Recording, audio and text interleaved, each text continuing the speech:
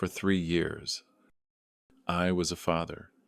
For 3 years, I paid their $2, 500 monthly rent, bought their groceries, and furnished their apartment.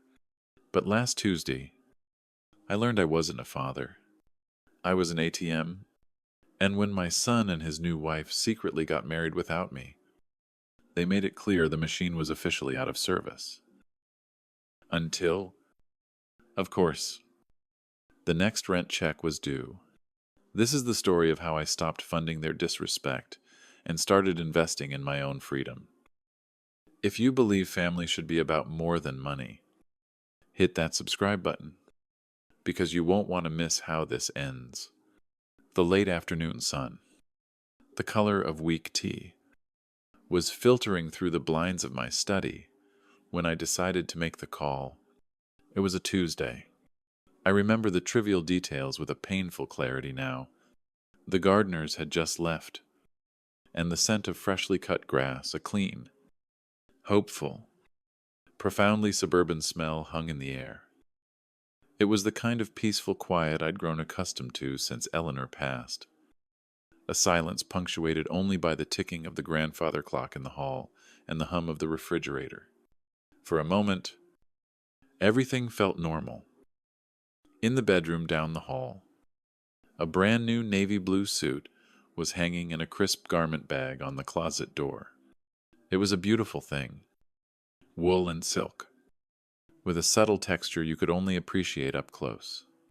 It had cost me $800, an extravagance I hadn't indulged in for myself in at least a decade. But this was different. This was for my son's wedding. I pictured myself in it, standing a little taller, the proud father. I'd even bought new Italian leather shoes, polished to a mirror shine, sitting in their box on the floor, waiting patiently for their moment.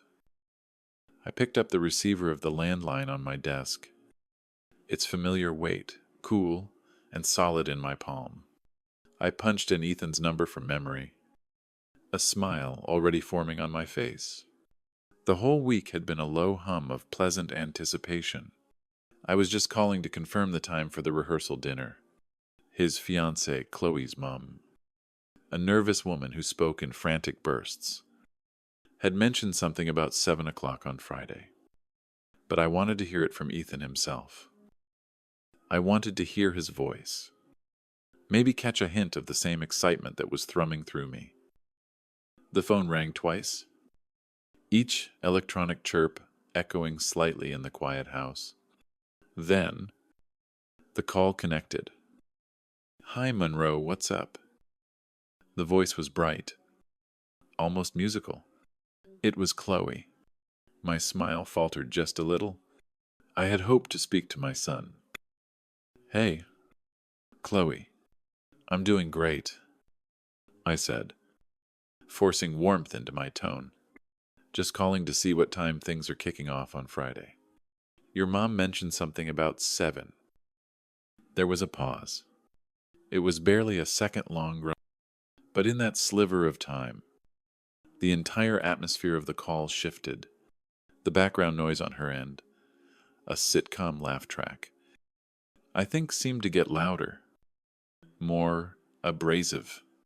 The silence stretched, becoming thin and tight, like a wire pulled taut.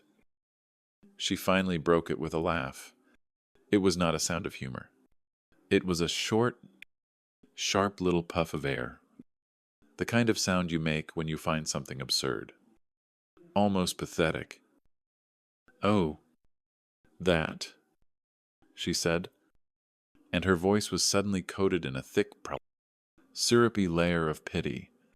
"Monroe, we got married yesterday." The words didn't compute. They were just sounds, disconnected from meaning, like a sentence in a language I didn't speak. My brain tried to arrange them into a configuration that made sense. Maybe she's joking. I thought, a desperate, fleeting hope. A terrible, cruel joke, but a joke nonetheless. Yesterday, I repeated, and my own voice sounded alien, a hollow echo coming from somewhere far away. What do you mean the wedding is on Saturday? I have the invitation right here on my desk. No, she said. And this time, all pretense of sweetness was gone. Her voice was flat, cold, and clear as ice. It was the voice of someone delivering an inconvenient but immutable fact. We decided to do something small, just for us. It was more intimate that way. We only invited special people. Special people? The two words landed with the force of a physical blow. The air rushed out of my lungs. And for a terrifying second, I couldn't draw another breath. The scent of cut grass vanished, replaced by the dry, dusty smell of old books in my study. I gripped the receiver, my knuckles turning white, and stared at the framed architectural drawing on the wall. A blueprint for a library I designed 30 years ago. The clean, precise lines, once a source of pride, now seemed to swim before my eyes, mocking my life's work, my sense of order. Everything was chaos. In the background, I heard him. Ethan. His voice was a low, weak mumble, the sound of a man trying to make himself smaller. I couldn't make out the words. Was he protesting, apologizing? I couldn't tell. It didn't matter. He was there. He was standing right there, listening and letting her do this. He was a silent cosigner on my humiliation. Chloe, I managed to say, my throat feeling like it was lined with sandpaper. Put Ethan on the phone. Now. He's busy, she said quickly. A dismissive flick of a response. Then, as if remembering her role, her voice softened back into that cloying, false concern. Look, things have just been crazy. We'll call you later this week and tell you all about it. Okay, talk soon. Click. The line went dead. I stood there for a full minute, the dial tone buzzing in my ear like an angry insect. With a hand that felt disconnected from my body, I placed the phone back in its cradle. The silence that rushed in to fill the void was immense, suffocating. My gaze drifted aimlessly around the room. A stranger in my own home. My eyes landed on the handsome leather sofa in the adjoining living room, its rich brown surface catching the fading light, and the memories, unbidden, came rushing in. I was back in their empty apartment 3 years ago, the smell of fresh paint still sharp. The landlord, a stern man with a skeptical gaze, had almost refused them until I stepped in to co-sign the lease and hand him a certified check. Thanks. Dad, you're a lifesaver, Ethan had said, clapping me on the shoulder with a relieved grin. We'll pay you back. I swear. Chloe had hugged me, her cheek brushing against mine. You're the best. Monroe, she'd whispered. I felt 10 feet tall that day. Then came the furniture. I remembered the Saturday we spent going from one store to another. I remembered writing the check for that very sofa, the 4-figure number making my hand tremble slightly. I remembered assembling their bed frame myself, my knees complaining on the hardwood floor, while they directed me from the doorway, laughing. I remembered, with a fresh, sharp pang of pain, to the time I'd stopped by, unannounced a few weeks after they'd moved in. I opened their refrigerator to find it echoing and bare, save for a bottle of ketchup and a single, sad-looking lime. The sight of it twisted something in my gut. A son of mine, going hungry, not on my watch. That evening, I walked the aisles of the supermarket like a man on a mission, filling 2 carts with steaks, chicken, pasta, fresh vegetables, milk, eggs enough to feed a small army. I stocked their pantry and filled their freezer. The hum of the running motor, a deeply satisfying sound. I was providing, I was protecting, I was being a father. Now, sitting at my desk in the deepening twilight, I finally let myself see the truth. My methodical, architect's mind began to connect the dots, to draw the real blueprints of the last 3 years. I pulled a pen and a legal pad towards me.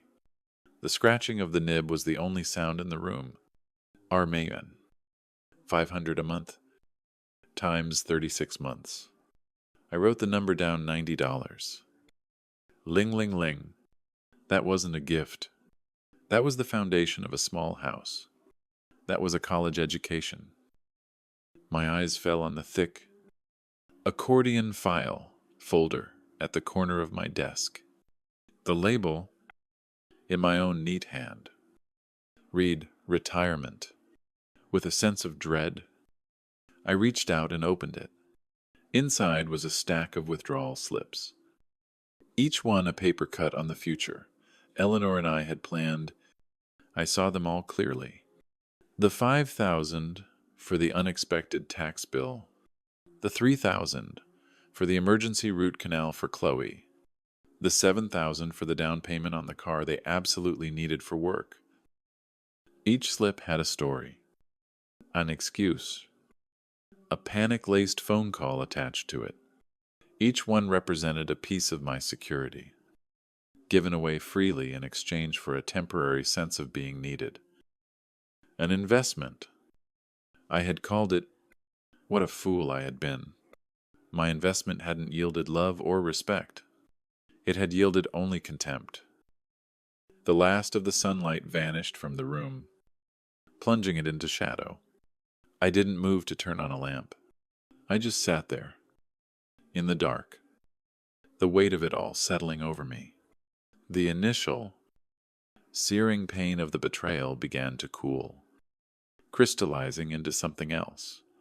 I looked at my faint reflection in the dark glass of the window. I saw the face of a lonely old man, a willing victim. Shame washed over me, hot and bitter. But then, as I continued to stare, my reflection seemed to change. I straightened my back, the slight stoop in my shoulders easing, the frantic, wounded look in my eyes sharpened, focusing into something hard and unwavering. The grief was still there, adulake deep in my chest. But it was no longer the only thing. A new feeling was rising to the surface. It was a cold, quiet, and profound anger. It wasn't the hot, explosive rage of a moment, but the slow, burning fire of a man who has finally been pushed too far. The phone on my desk remained silent, a black plastic monument to their cruelty. She had said they would call back. I knew they would. Eventually, their carefully constructed, father-funded world would hit a snag. The rent would be due, the car would break down, an emergency would arise, and they would call their ATM. Only this time, the machine would be out of service, permanently. The week that followed was one of the strangest of my life. The profound, aching wound of their betrayal didn't vanish, but it changed. The initial, fiery pain cooled into something solid and heavy in the pit of my stomach, a core of cold iron. I functioned. I made coffee each morning, the aroma filling a house that suddenly felt cavernously empty. I read the newspaper. I paid my bills. To an outside observer, nothing was wrong. But inside, a quiet, methodical recalibration was taking place.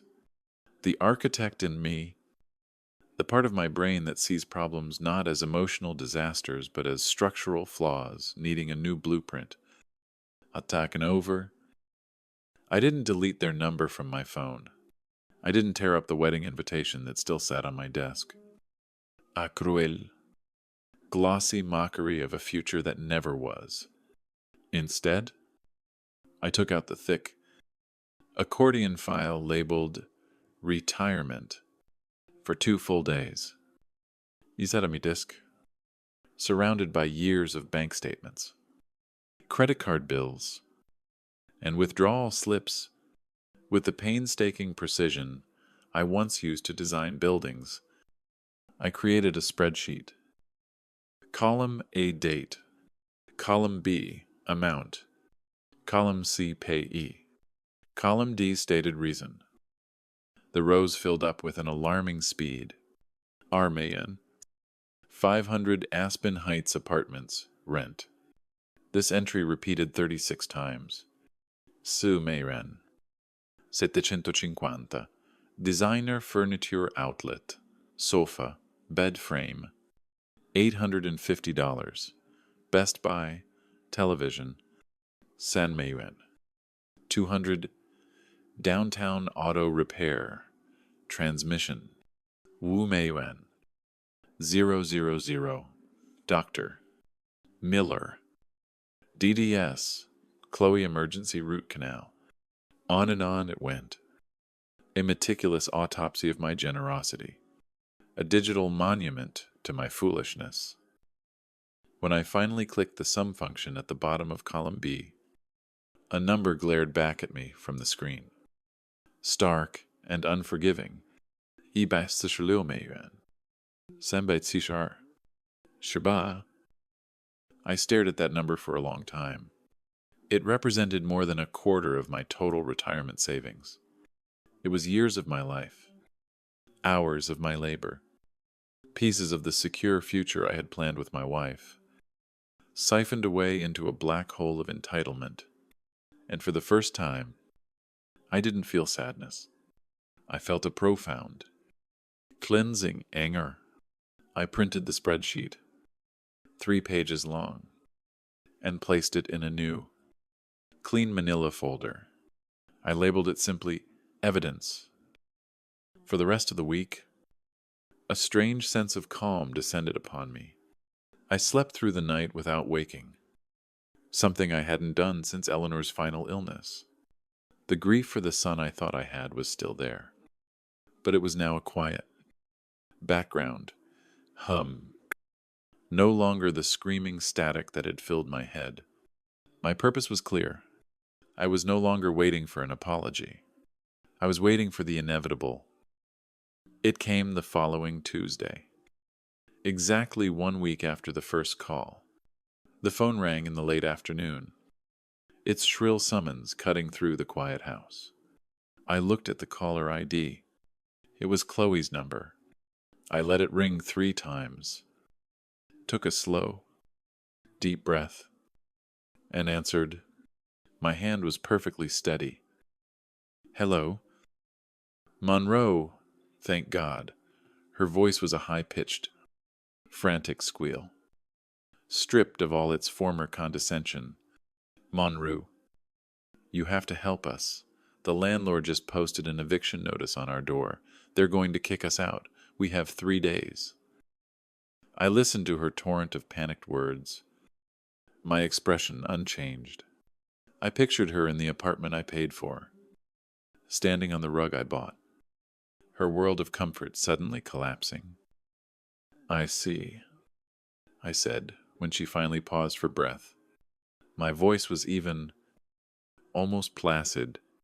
That does sound like a stressful situation. Stressful. It's a catastrophe, she shrieked. We need the rent money. Monroe, we need it now. Can you wire it, please? We're desperate. This was it. The moment I had been rehearsing in my mind all week. The test of my new resolve.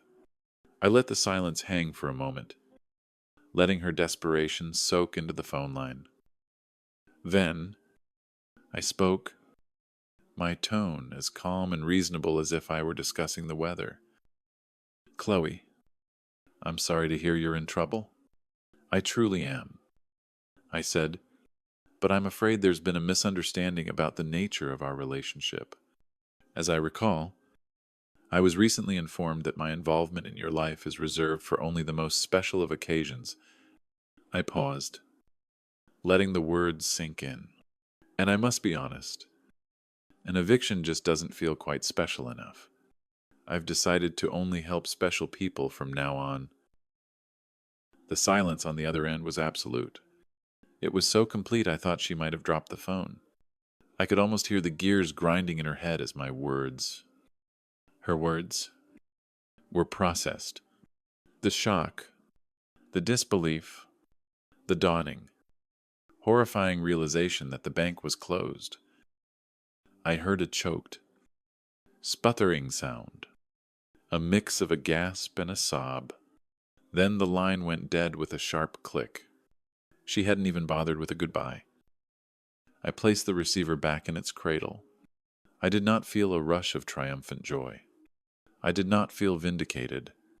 I felt balanced, like a support beam that had been dangerously out of alignment had just been snapped back into its rightful place. It was a painful, jarring sensation, but it was correct. For the first time in 3 years, I was no longer a doormat. I was a foundation, solid on my own ground. The consequences of that call came sooner than I expected. 2 days later, I returned home from my morning walk to find something wrong. It was a subtle thing, a feeling more than a sight. The air was different. Then I saw it. The back door to my kitchen, the one that led to the garden, was not quite latched. A tiny, half-inch gap showed a sliver of darkness within. I never left it unlocked, let alone ajar. My heart began to pound. D'un affrantique, heavy rhythm against my ribs. I pulled out my phone, my thumb hovering over 911, and cautiously pushed the door open. Nothing seemed out of place at first. The kitchen was clean, the living room was tidy. But as I walked towards my study, the feeling of violation grew stronger. On the edge of the door frame, near the lock, were fresh scratches in the wood. Tiny, but unmistakable. Someone had jimmied it open. I stepped into my study, and my blood ran cold. Nothing was stolen. My laptop was still on the desk, my wallet still on the entryway table, but the neat stacks of paper on my desk had been disturbed. The manila folder labeled "Evidence" was no longer perfectly squared with the edge of the desk. The retirement file next to it was slightly askew. They hadn't been looking for valuables. They had been looking for information. They had been in my home, my sanctuary, rummaging through my life. That night, I didn't sleep. I sat in the living room in the dark, every creak of the old house making me jump. The feeling of safety I had always taken for granted in my own home was gone, replaced by a raw, gnawing vulnerability. They had escalated. This was no longer just about money or hurt feelings. This was an invasion. The next morning, I acted. I called a 24/7 locksmith and had every single lock on every door and window replaced with high-security deadbolts. The sound of the drill biting into the wood of my doors was jarring, but also deeply satisfying. Then, I had a state-of-the-art security system installed, complete with cameras covering every angle of entry. As the technician showed me how to view the live feeds on my phone, I felt a piece of my stolen peace return. I was building a fortress. The response came a week later, not as a phone call, but as a formal declaration of war. It arrived in the mail, in a thick, cream-colored envelope made of heavy cardstock. Inside was a letter from a law firm I didn't recognize. The language was dense with legal jargon, but the message was chillingly clear. It was a formal request for a meeting to discuss my ongoing financial and personal well-being. It spoke of their client's mater, Mr. and Mrs. Ethan Monroe's deep and abiding concern for my recent erratic behavior and social withdrawal. The final paragraph was the killing blow. It strongly suggested that, for my own protection, I should consider signing a durable power of attorney, granting my son, Ethan, full control over my assets and medical decisions. I read the letter 3 times, the heavy paper trembling in my hands. This was their next move. They couldn't get my money through manipulation, so they were going to try and take it by force, by painting me as a senile, incompetent old man. They were trying to erase me. My initial reaction was a surge of pure, unadulterated fear. Me, incompetent. I had designed buildings that would stand for 100 years. I managed my own portfolio. I could still calculate structural loads in my head, but I knew how it would look. An elderly father cuts off his loving son and becomes a recluse. It was a story, a narrativa, and they were trying to write it for me. But the fear was quickly replaced by that same cold resolve from before, now harder and sharper than ever. I would not let them do this. I folded the letter, placed it next to my printed spreadsheet in the evidence folder, and went to my computer. I didn't search for a therapist. I searched for a bulldog. I spent hours researching the best estate and family law attorneys in the state. I finally found her a woman named Catherine Albright, whose biography was filled with phrases like tenacious litigator and fierce advocate for elder rights. The next afternoon, I sat across from Miss Pornett, Albright in her polished downtown office. She was a woman in her 50s with sharp, intelligent eyes and an air of no-nonsense competence. I didn't cry or rage. I simply told her the story. From the very beginning, my voice calm and steady, I slid the evidence folder across the polished mahogany desk. She listened intently, her gaze never leaving mine, occasionally making a neat, precise note on a legal pad. She read every line of my spreadsheet. She examined the lawyer's letter. When I finished, she leaned back in her chair, her expression thoughtful. They're building a narrative. Mr. Monroe, she said, her voice firm and clear. The concerned son and the deteriorating father. It's a classic, ugly playbook. Our job, she continued, tapping a finger on the letter, is to build a better one, a true one, and to document everything. Her eyes met mine, and for the first time since this nightmare began, I felt I was not alone. They have underestimated you. We will not make the same mistake with them. The final escalation came that Friday. I was in the kitchen making lunch when the phone rang. It was an unfamiliar number with a local area code. Am I speaking with Mr. Monroe? The voice on the other end asked. It was a woman, her tone dispassionate and bureaucratic. Yes, this is he. Mr. Monroe. My name is Linda Chavez. I'm a caseworker with Adult Protective Services. We've received an anonymous report expressing concern for your welfare. We'll need to schedule a time for me to come to your home for a wellness check. The blood drained from my face. I gripped the edge of the counter to steady myself. Adult Protective Services. The anonymous report. They had actually done it. They had pulled the final nuclear pin. They had reported their own father to the state as a mentally unfit person, a potential danger to himself. It was a move of such breathtaking cruelty, zu utter Desperation, that I could barely process it. My mind raced. A social worker in my home, asking me questions, judging my every word, my every action, their lies. Their concern now had the weight of a government agency behind it. For a terrifying moment, I felt the walls of their trap closing in. But then, Miss Albright's voice echoed in my head. We need to build a better narrative. I understand, I said into the phone, my voice miraculously steady. However, I will not be meeting with anyone without my legal counsel present. You can contact my attorney, Catherine Albright.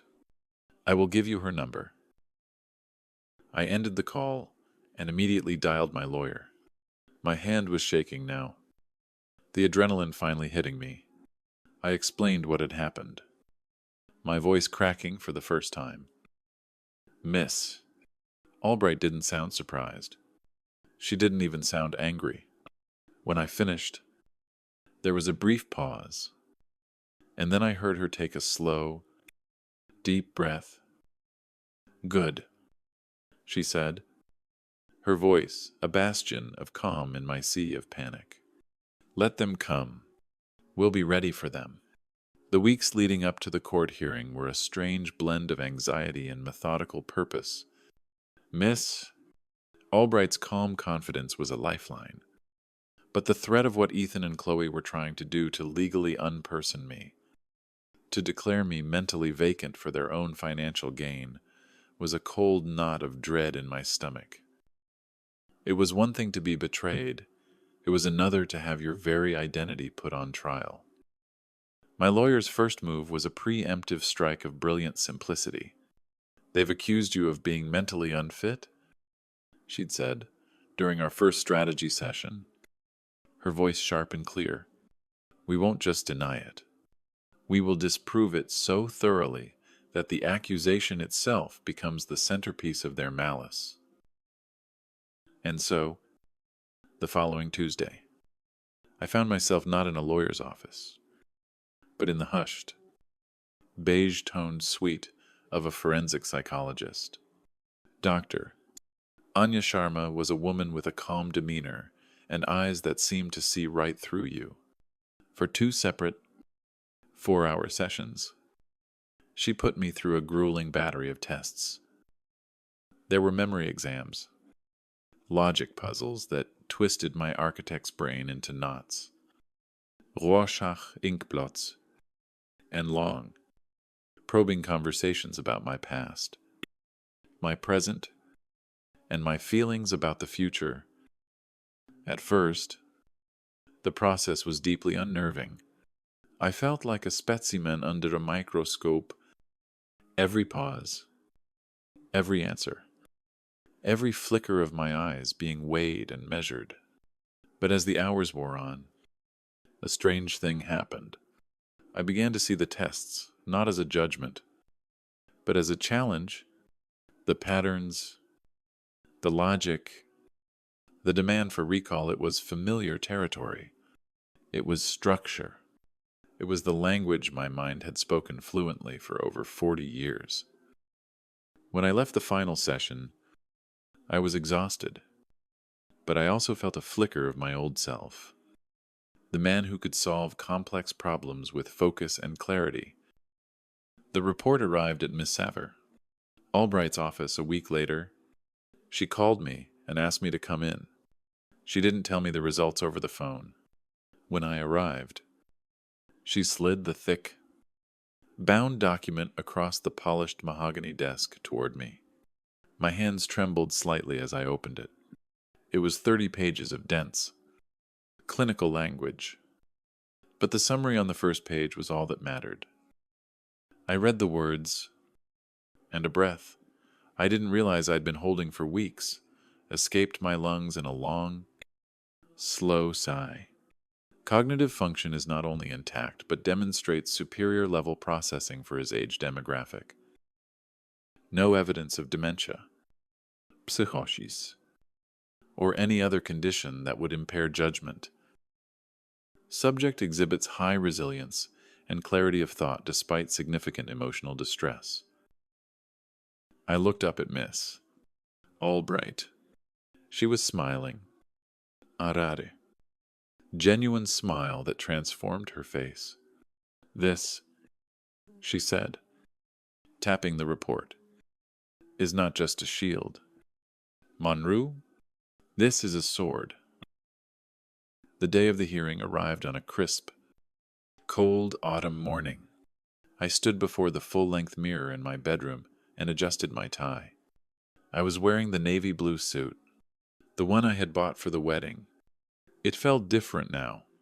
The fabric, once full of joyful anticipation, was now my armor. It was no longer the uniform of a proud father, but of a sovereign man fighting for his own kingdom. The courthouse was an imposing, sterile building of concrete and glass. The hearing room itself was small, airless, and smelled faintly of floor polish and anxiety. The wooden benches were hard and unforgiving. Miss Albright gave my shoulder a reassuring squeeze as we took our seats. And then I saw them. They were sitting at the opposing table with their lawyer. Ethan was pale, his gaze fixed on the floor in front of him, looking like a boy dragged to the principal's office. He wouldn't look at me.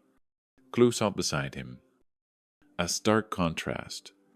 She was dressed in a conservative gray dress. Her hair pulled back neatly. She shot a brief glance in my direction. Her expression, a carefully crafted mask of sorrowful concern. It was a masterful performance. But I could see the hard, greedy glint in her eyes. It was the same look she'd had on her face the day she picked out the most expensive sofa in the furniture store. Their lawyer, a man with a self-satisfied smirk, began. He painted a masterful, horrifying picture for the judge. He spoke of a beloved father, a brilliant man, who had sadly, in his twilight years, begun a tragic decline. He used words like paranoia, confusion, and alarming self-isolation. He described my act of changing the locks and installing cameras as proof of a delusional mind. He framed my refusal to continue funding their lifestyle as a sudden, inexplicable act of cruelty, a symptom of my deteriorating mental state. Listening to him, even I could almost believe the fiction. He was good. Then, they called their first witness, my son. Ethan walked to the stand, like a man walking to the gallows. He was sworn in, his voice barely a whisper. He still wouldn't look at me. His lawyer led him through a series of gentle, leading questions. Ethan, in the last few months, have you noticed a change in your father's behavior? Yes, Ethan mumbled. He's different, distant. And your financial relationship with him, can you describe that for the court? He's always been generous. Ethan said, his eyes still on the floor. He'd help us out with gifts, here and there, for birthdays, holidays. So, these were occasional gifts, not a primary source of support. No, not at all. Ethan lied. We've always been independent. My hands clenched into fists, under the table. Miss Albright laid a calming hand on my arm. Her turn was coming. When it did, she walked to the podium with a calm, deliberate grace. Mr. Monroe, she began, her voice polite but firm. You testified that the financial support from your father consisted of occasional gifts. Is that correct? Yes, Ethan said, shifting in his seat. And you consider yourselves independent? Yes. That's interesting. Miss Albright said, turning to her table to retrieve a thick binder. I'd like to submit into evidence what we'll call Exhibit A. She handed a copy to the judge and to Ethan's lawyer. It was my spreadsheet. Mr. Monroe, she said, her voice cutting through the silence. Would an occasional gift include 36 consecutive monthly rent payments of $2,500, totaling $90,000? Ethan's face went white. He stammered, "Well, that was a loan." A loan. Is there a promissory note, a repayment schedule, any record of a single payment ever being made back to your father? No, but we intended to. You intended to? She interrupted, her voice like steel. Let's move on. Does an occasional gift include the $5,000 for your wife's emergency root canal, or the $7,000 for the down payment on your car, or the $94.62 for groceries on August 12th of last year? She went on, listing dates and amounts. On her voice, a relentless, factual drumbeat. With every entry, Ethan shrank further into his chair, the web of his lies unraveling thread by thread. Chloe was next. She tried a different tactic. She was all charm and tears. Dabbing at her dry eyes with a tissue, she spoke of her love for me, in her deep concern.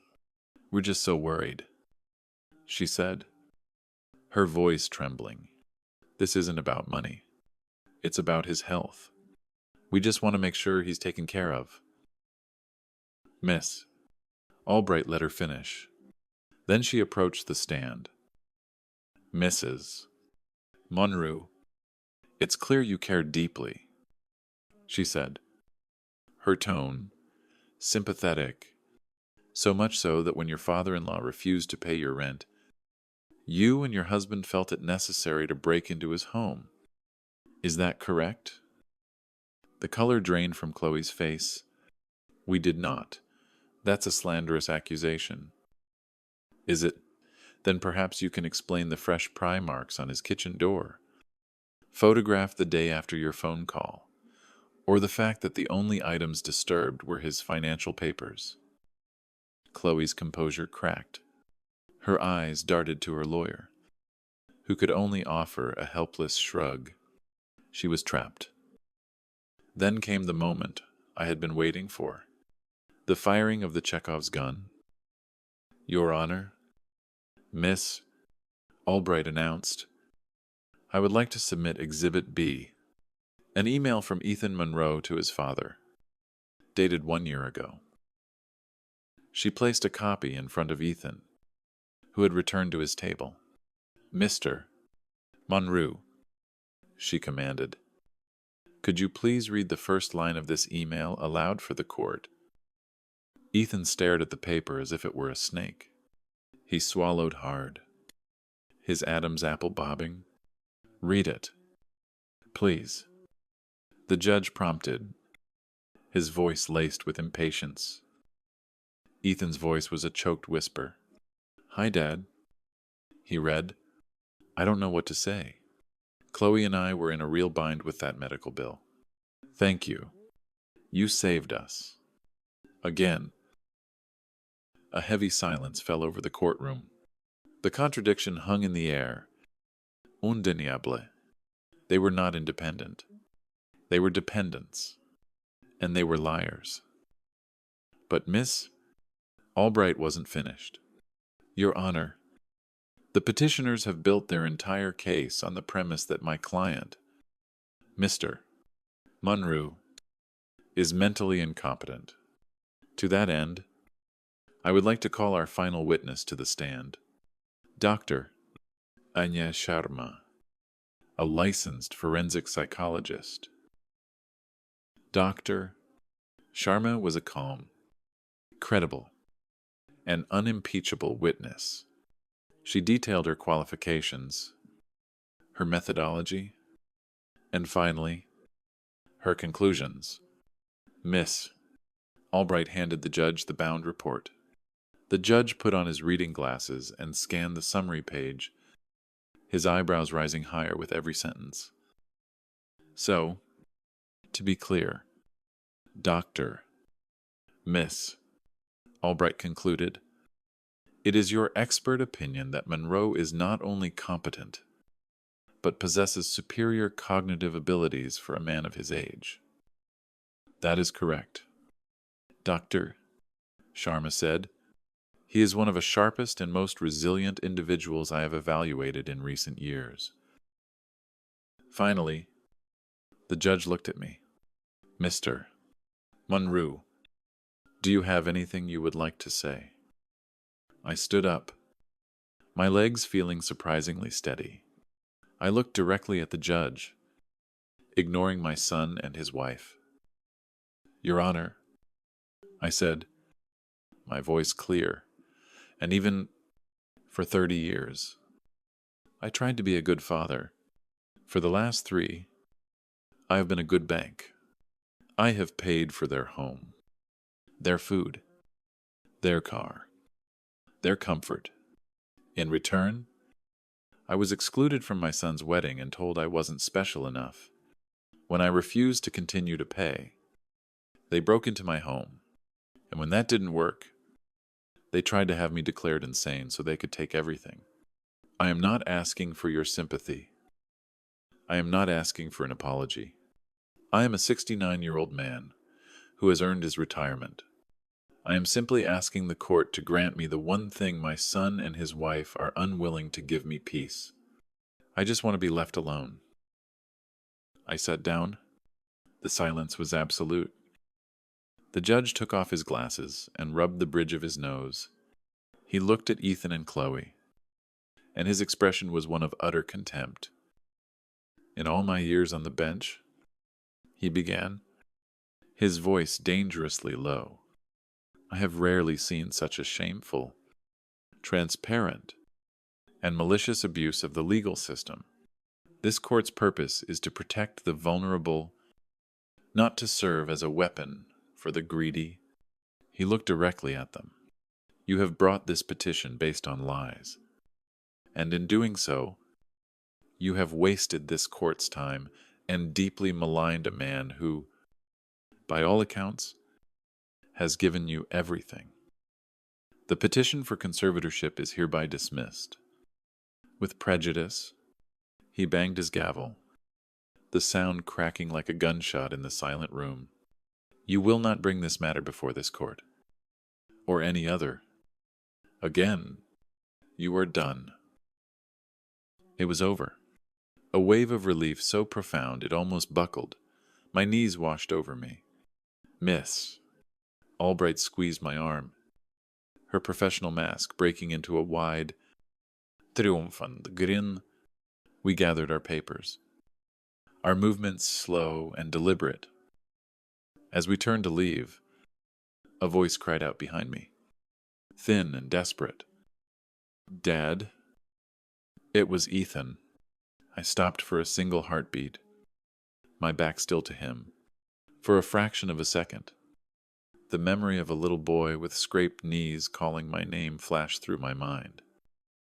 But that boy was gone, and the man who stood in his place was a stranger.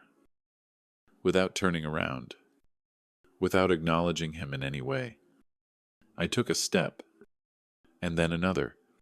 I walked out of the courtroom, leaving the ruins of my old life behind me, and stepped into the clean, quiet, and blessedly empty hallway of my own future. The drive back from the courthouse was almost completely silent. Miss. Albright seemed to understand that I didn't need congratulations or analysis. I needed stillness. I watched the city blur past the window, a smear of concrete, glass, and autumn-tinged trees. I wasn't feeling triumphant. I wasn't feeling angry. I was feeling quiet. The roaring, chaotic noise that had occupied my mind for months had finally ceased. In its place was a vast, hollow emptiness, It wasn't a painful emptiness. It was the quiet space of a demolition site, after the condemned building has finally been brought down. Dust settling in the afternoon. Light. The ground was clear. Now, something new could be built. The 3 months that followed were not a period of celebration, but of careful dismantling. The victory in court had given me legal freedom, but I realized that true freedom required a more profound severance. My house. The house where I had raised Ethan. The house where Eleanor and I had built a life had become a museum of a past that no longer existed. Every room held a ghost. In the kitchen, I saw a phantom of Ethan as a little boy, standing on a stool to help his mother bake cookies. In the living room, I saw the indentation on the sofa where my wife used to sit, reading for hours. And in the silence of my study, I felt the lingering chill of betrayal. The house wasn't a home anymore. It was an anchor, holding me fast to a shoreline of pain and memory. I had to cut the rope. I called a realtor, a brisk, efficient woman who saw rooms not as memories but as square footage. The day she planted the for sale sign in my front lawn, I felt a pang of sorrow, but it was overshadowed by a far greater sense of rightness. The process of packing was a brutal but necessary archaeology of my life. I sifted through 30 years of accumulated existence. I found boxes of Ethan's old report cards, his Little League trophies, crayon drawings of our family, taped to construction paper. For a moment, the old ache returned. I saw the innocent child, and I couldn't reconcile him with the hollow-eyed stranger who had sat across from me in court. With a heavy heart, I packed one small box of these keepsakes, not for him, but for the memory of the boy I had loved. The rest, I let go. The house sold in less than a month. I took only my favorite armchair, my desk, my clothes, and my books. Everything else, the dining table that had hosted decades of Thanksgiving dinners, the guest room bed, the lawnmower I sold or donated. It was a shedding of skin, a deliberate unburdening. Now, I live here. My new home is a condominium on the 21st floor of a glass and steel building downtown. It's not a house, it's a perch. The old place was rooted in the earth, in history, in the past. This place is suspended in the sky, surrounded by the ever-changing panorama of the city. My living room has one wall that is entirely glass. At night, the city below is a galaxy of glittering lights, a constant reminder that life, in millions of forms, goes on. The decor is minimalist and modern, all clean lines and uncluttered surfaces. There are no ghosts here. There is no history but the one I am creating each day. It's been 3 months since the hearing. This morning, for the first time in what feels like a lifetime, I woke up and the first thing I felt was not a dull ache of dread, but a quiet hum of anticipation. I made my coffee and walked not to a desk piled with legal papers, but to a simple wooden easel I've set up by the glass wall. I'm sketching. It's something I haven't done for pleasure in decades. Not since my early days in architecture school. My subject is the cityscape at dawn. My hand, which had trembled with rage and fear for so long, is steady now. The charcoal feels solid and real in my fingers as I draw, capturing the hard edges of buildings softened by the morning mist. The world outside fades away. The relentless chatter in my head, the replaying of conversations, the sting of insults, the weight of regret is finally silent.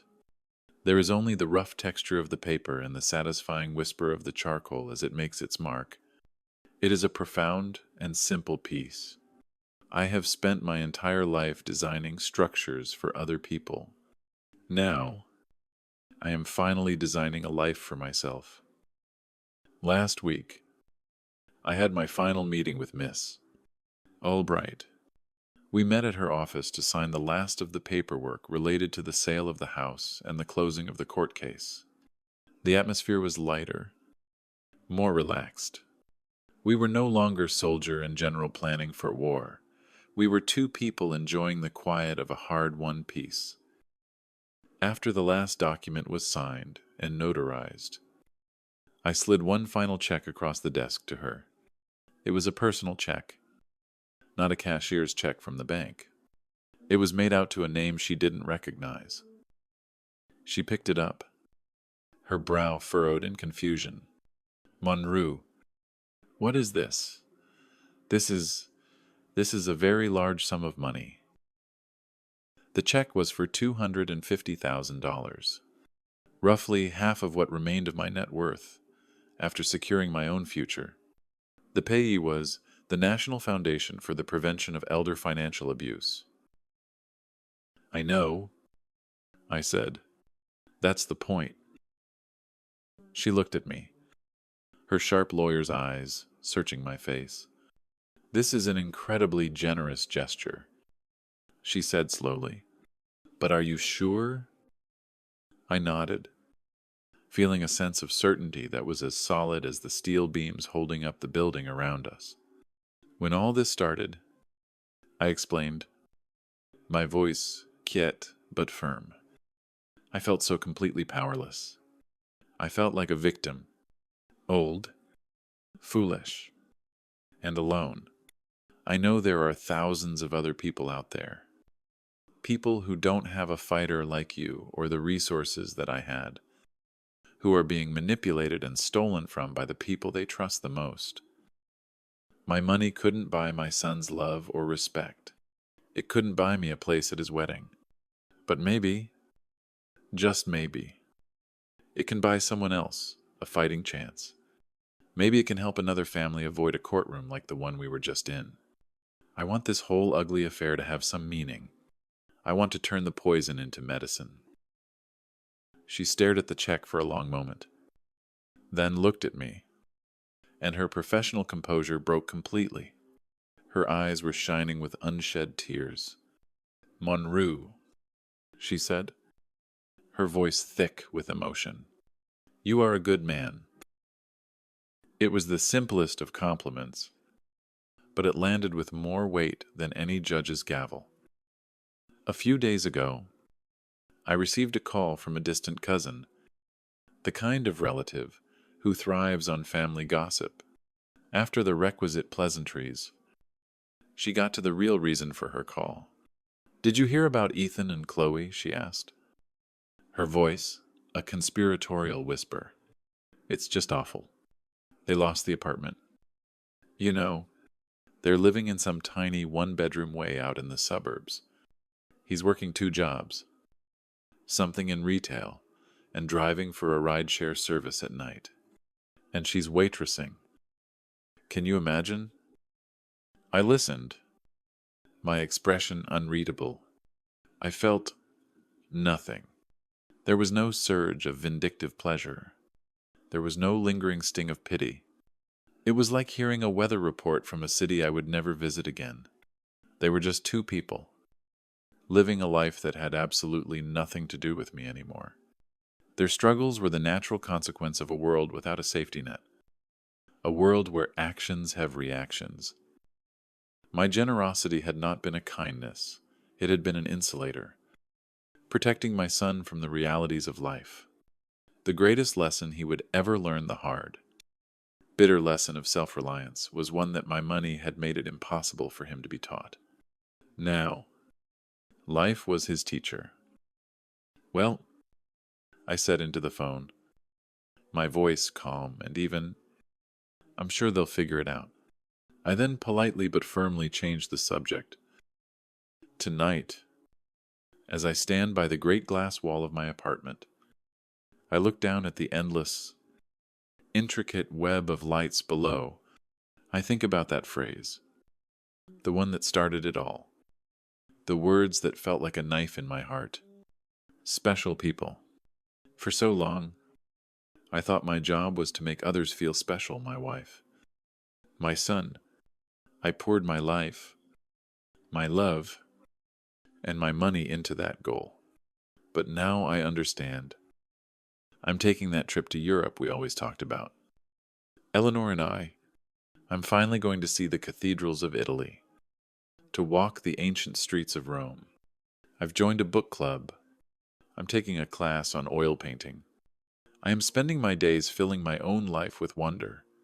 I have become the special person in my own life.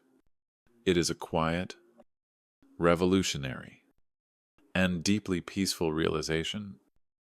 By the door, a single, handsome leather suitcase stands packed and ready.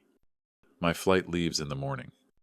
I take one last look at the city glittering below. A universe of possibilities. Then, I turn away from the window, switch off the lights, and walk to the door. I feel the solid, satisfying click as the deadbolt slides into place. I step out into the hallway and close the door on the empty keyed apartment, and I do not, for a single moment, look back